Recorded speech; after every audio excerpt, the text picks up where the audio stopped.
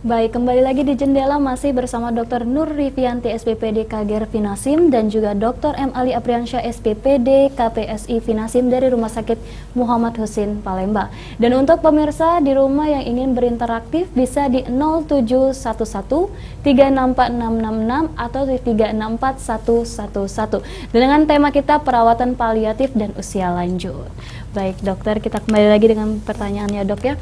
Tadi saya sedikit penasaran dengan home care, dok.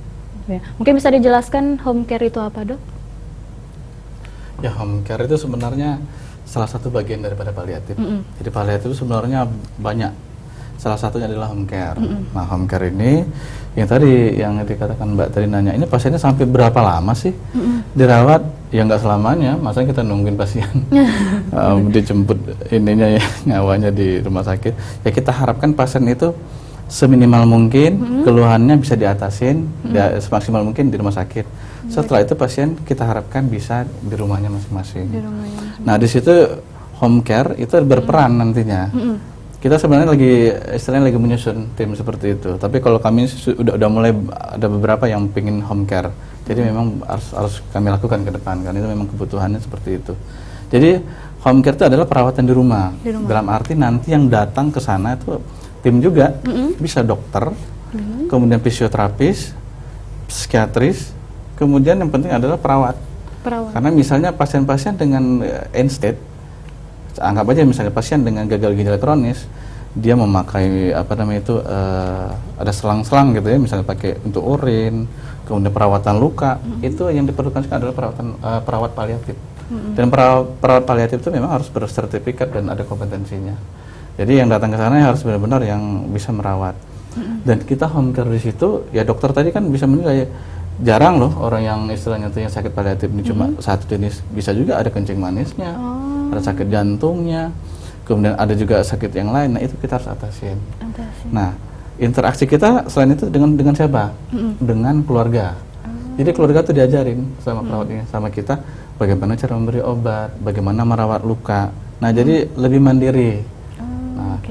Selebihnya lagi kita tadi secara psikologis, kebetulan saya kan di bidang psikosomatik. Jadi memberikan edukasi, kemudian memberikan ketenangan kepada keluarga pasien menghadapi seperti apa, tanda-tanda nanti yang gawat seperti apa. Mudah-mudahan hal tersebut bisa berjalan. Jadi home care itu mudah-mudahan ke depan bisa dilakukan di Rumah Sakit Muhammad Husin. Amin, mudah-mudahan. Jadi untuk selanjutnya nanti mudah-mudahan ada home care ya dok ya di Rumah Sakit Muhammad Husin. Dan kalau selain home care itu dok, ada juga yang namanya daycare dan respite care ya dok ya. Nah itu apa itu dok? Sama atau berbeda itu dok? Itu sebenarnya salah satu bagian juga. Jadi sebenarnya sebelumnya kami sudah pernah, maksudnya ke Rumah Sakit Sutomo ya Surabaya. Mereka sudah menjalankan apa yang saya katakan tadi. Jadi ada yang namanya itu tadi bisa one care, daycare. Dalam arti ada kasus tertentu pasien-pasien itu, misalnya ada keluarga keluarga di pasien paliatif care ya. Nah pasien ini ternyata mempunyai keluhan, tapi keluhannya nggak terlalu berat. Jadi kayaknya dehidrasi nih. Jadi datang ke poliklinik rawat jalan, ini rawat jalan ini ceritanya. Di situ nanti akan diberikan infus sesuai dengan kebutuhan. Nanti mungkin sekitar berapa jam selesai, ya sudah dikembalikan lagi, silakan pulang. Nanti di home care lagi. Ada juga yang dirawat sehari. Dalam arti apa? Ada pasien paliatif, ada keluarganya kebutuhan mendesak, dan tidak ada yang mengurus pasien ini. Itu bisa dirawat sehari. Nah sampai betul-betul ini aman, kemudian besok bisa dijemput lagi dengan keluarga yang tadi pergi ada urusan. Nah itu yang disebut dengan respite care sama one care tadi. Oh, jadi seperti penitipan dok ya? Penitipan benar, tapi penitipannya dirawat benar-benar ya dok ya? Karena kan tugas kita sebenarnya kan itu tadi, tidak hanya pada pasien, kan juga pada pendamping, caregiver istilahnya itu. Nah mereka ini kan mencari makan, kemudian istilahnya itu ada suatu hal yang urusan yang tidak bisa ditinggalkan, itu juga dipikirkan di perawatan paliatif. Oke. Untuk tadi beberapa perawatan yang ada di perawatan paliatif tadi ya dok ya. Kalau untuk usia ini dok, untuk perawatan paliatif tersendiri usia lanjutkah atau mungkin semua usia itu bisa dok? Atau ada bagian-bagiannya tersendiri yang menangani? Jadi tadi Dr. Ali sudah mengatakan bahwa kita satu tim gitu ya.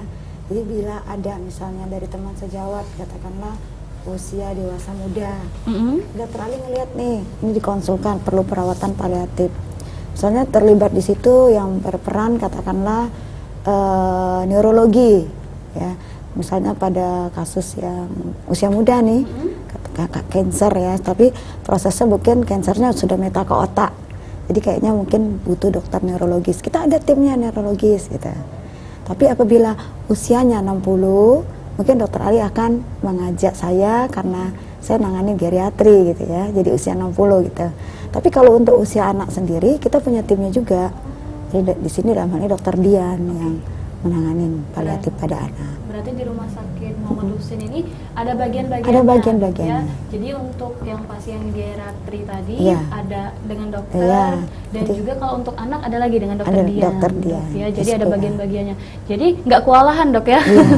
Ada bagian-bagiannya.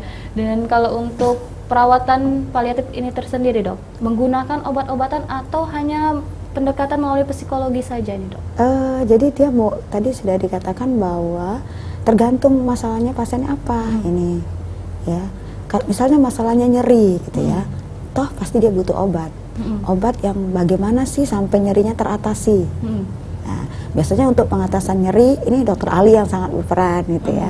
Tapi kalau misalnya ini kayaknya masalah psikologis, jadi keluarga mesti menerima, pasien juga menerima. Nah, mungkin ini memerlukan pendekatan khusus. Jadi ada timnya lagi kita, dokter psikiatri, dalam hal ini dokter Alwi Sahab ya, kita, dokter Jaini gitu ya, yang terlibat gitu. Nutrisi juga nih, wah pasien ini sebenarnya nutrisi nih yang bermasalah gitu ya. Ada tim juga, ada tim gizi klinik, namanya dokter Monik gitu ya. Jadi kita dokter Ali mungkin dipanggil dalam menghadapi satu pasien, kemudian dokter Ali akan menilai pasien ini sebenarnya butuhnya apa. Kemudian dokter Ali akan menghubungi tim yang terlibat dalam paliatif ini. Oke, berarti tidak langsung diserahkan ke dokternya ya dok ya. Jadi harus dilihat dulu dan dicek pasien ini mengalami apa dan bagaimana caranya. Dan untuk proses pengecekannya tersendiri nih dok, sulitkah atau memakan waktu berapa lama itu dok? Ya, memang kita menemukan masalah pasien itu nggak mudah ya. Jadi perlu waktu lama, kita berinteraksi. Tadi sudah dibilang, kadang-kadang bisa 1 jam ya. 1 jam, terus melihat perjalanan penyakit. Karena pasien itu kan, waktu awal kan mungkin kita nggak menemukannya. Jadi kita pada saat dikonsulkan, jadi sudah stadium lanjut gitu ya. Jadi kita perlu mempelajari juga, apa sih sebenarnya penyakit pasien ini, kemudian kita lakukan pemeriksaan, kita nilai lagi, ini kira-kira masalahnya di sini. Oke, ini ke dokter Ali dok. Ini kan dokter mengecek pasien-pasien yang akan melakukan perawatan paliatif. Adakah pernah menghadapi pasien yang memberontak, yang saya tidak mau melakukan perawatan ini atau bagaimana itu dok? Banyak seperti itu. Rata-rata pasien saya itu dikonsulkan dari awalnya biasanya psikosomatiknya, tapi ternyata pas dicek ternyata paliatif. Oh, paliatif. Jadi rata-rata saya itu, karena kebetulan saya kan di bagian psikosomatik, penyakit dalam. Jadi banyak pasien-pasien itu yang itu tadi tidak mau berobat, kemudian banyak ada yang ngamuk, sedih semuanya. Tapi pas dilihat memang ternyata problemnya itu tadi banyak sekali. Jadi di situ kita bisa ngelihat. Nah, pendekatan ini yang mungkin memerlukan pengalaman dan istilahnya itu komunikasi yang baik. Ada juga kita menemukan pasien tuh yang sebenarnya mungkin miskomunikasi dengan teman-teman sejawat. Akhirnya dikonsulkan ke kita untuk istilahnya itu menenangkan kembali dan menerangkan sejelas-jelasnya penyakit apa seperti itu. Karena itu tadi belum tentu pasien itu bisa menerima penyakitnya apa adanya. Diperlukan pendekatan yang benar-benar sehingga pasien itu menerima dia sakit apa. Kadang-kadang apa yang dikatakan dokter itu persepsinya sama pasien tadi itu beda sekali. Nah, itulah penting dari paliatif sendiri.